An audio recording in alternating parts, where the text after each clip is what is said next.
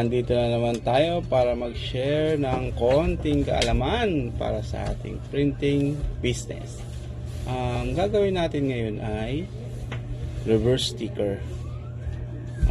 Reverse sticker, ang gagamitin nating materials ay transparent na cloth tsaka vinyl na iTech. iTech vinyl na glossy. So, panoorin nyo lang po ang video para sa step by step. At kung bago ka lang sa aking channel, sa aming channel, ay subscribe. Please subscribe and hit the notification bell para lagi kang update sa mga i-upload naming video. Alright? Okay.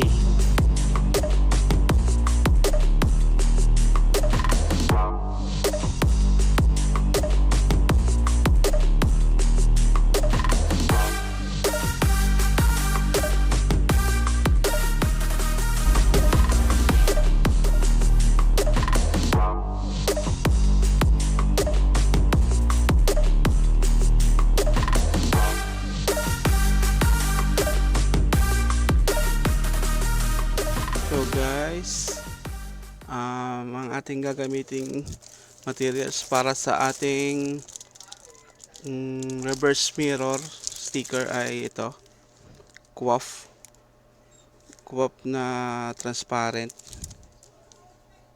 Ayan, transparent cloth.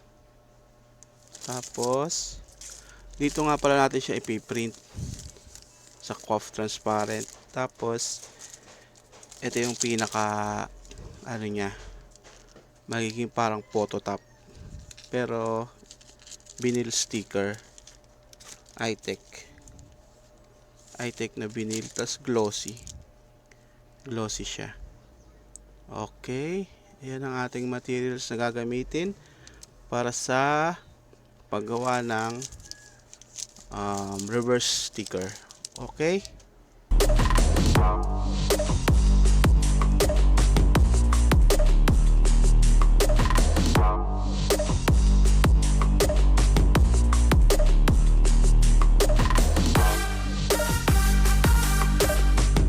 Guys, nandito na tayo sa loob ng Silhouette Studio. So, start na tayo mag layout ng ating reverse sticker. Una, yung media natin is naka 12x12. Set muna natin siya sa A4 size kasi A4 ang ating media na gagamitin sa sticker. So, yan. Nasa A4 size na siya. Tapos lalagyan natin siya ng registration marks. Yan, registration marks yan. Yan, tatlong yan. Yan, magbe-base si Cameo sa pag-cut ng sticker. Yun ang gagamitin niya. Tapos, so ito na yung image. Na-drag ko na galing sa aking file. Ang gusto niya ay 3x3. So, ayan. 3x3 siya. Tapos, lagay natin dito sa loob ng media. Ito 3x3 rin. So ayan, naka 3x3 na siya. Dag lang natin. Tapos i-align lang natin para maganda yung ayan. Tapos duplicate lang. Tapos drag pababa. Duplicate uli para makagawa tayo ng 6 na sticker. Yan. Ano natin konti. Usog natin. Para hindi masyadong tikit-tikit. So, yan. Tapos, ipi-flip natin siya ng horizontal. Mirror image siya. Yan, mirror image kasi ang ano nga natin, ang gagawin natin ay reverse sticker. Okay. So yan, na layout na natin siya. Ang gagawin na lang natin ay susunod ay ipiprint natin sa ating printer. So, okay.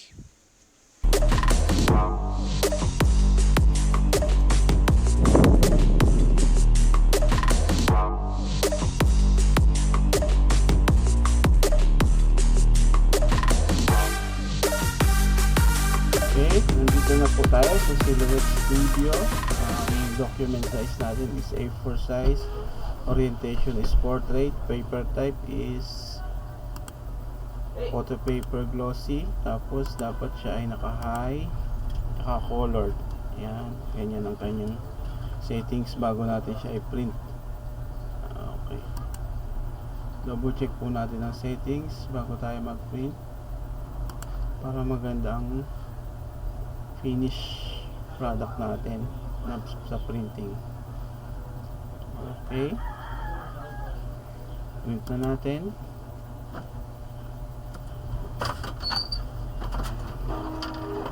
Yan, printing na po siya.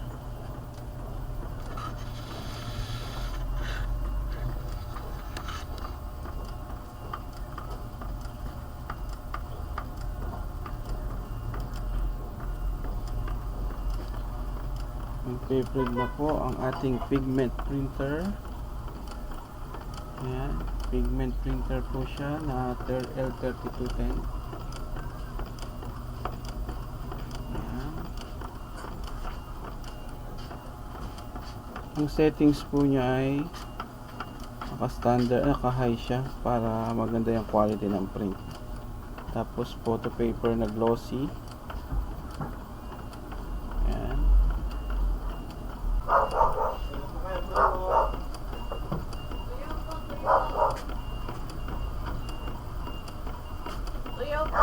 Yan.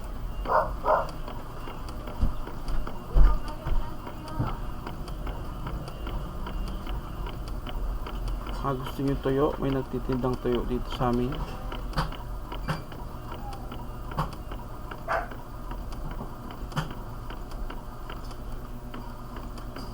Ayan na po ang image. Ayan, lumalabas na po. Okay.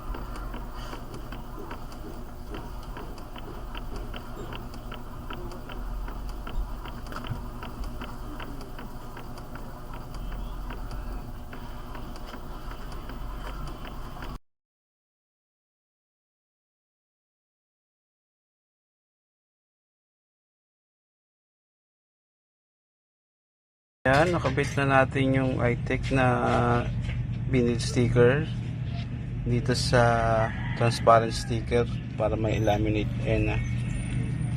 Dinikit na natin siya ng maliit lang muna para mas mabilis siya isalang sa laminator. Isalang na natin.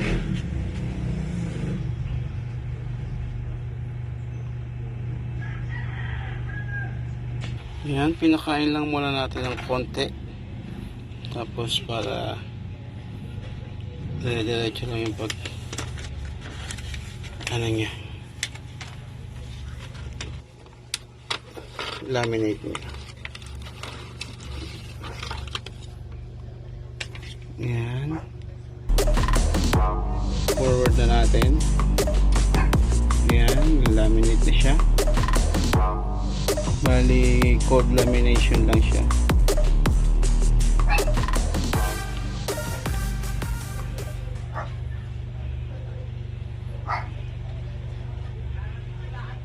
Right?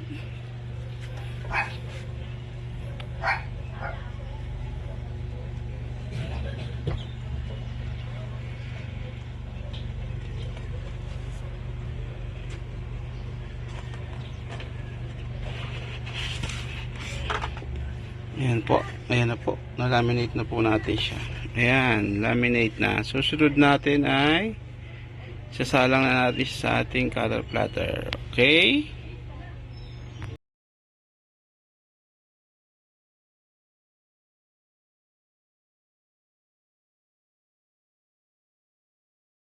So ayan, nakabit na natin siya sa ating cutting mat. Ayan. Be sure lang na pantay siya dito. Yan, pantay. Para pagsalang natin sa ating cameo. Yan, sasalang na natin siya sa ating platter. Ayan na yung image niya na ikakat. Yan yung pinrint natin. So, sige, cut na tayo. Salang na natin. Yan, nakasalang na siya sa platter. Yan, maipit na. Ang gawin lang natin ay isesend natin siya sa platter. Ito, sana sa Silhouette Studio tayo. Send lang natin. Yan na. Tapos yung red marks, yan yung kakarinig ko ngayon. Yan, may red marks na yan. Okay, sa settings na tayo. Blade depth natin ay nasa 4 tayo. Blade depth na 4.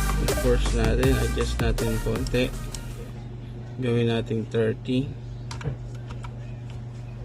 Tapos speed natin is 4 na lang. Tapos passes natin ay 1. Yan ang settings natin sa ating Cameo Platter.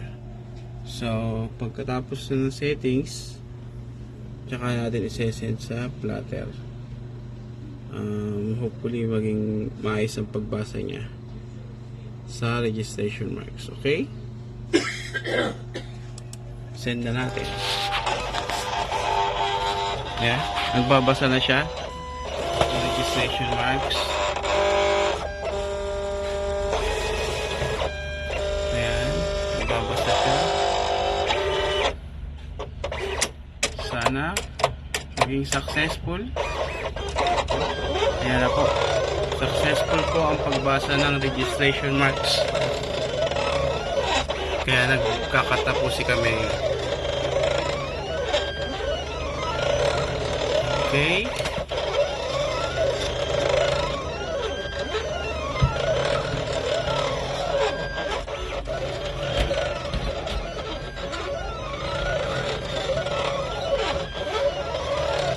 Ayan po.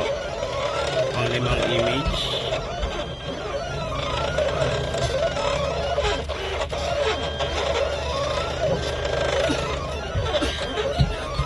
Ayan. Tapos na po. Tapos na po ang pagkat ni Cameo. Okay.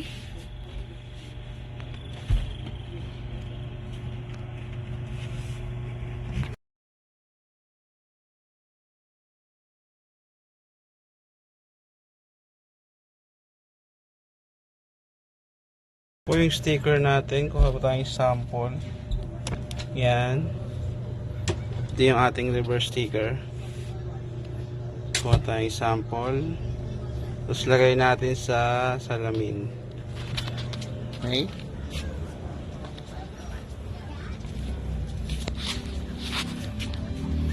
Ito, lagay natin sa likod.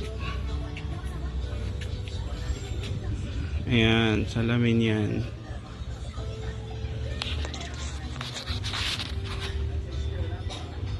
Yan po, nakabit na natin. Ayan, yan ito yung pinakaharap ng salamin. Tapos ito yung pinakalikod niya. Ito yung sticker.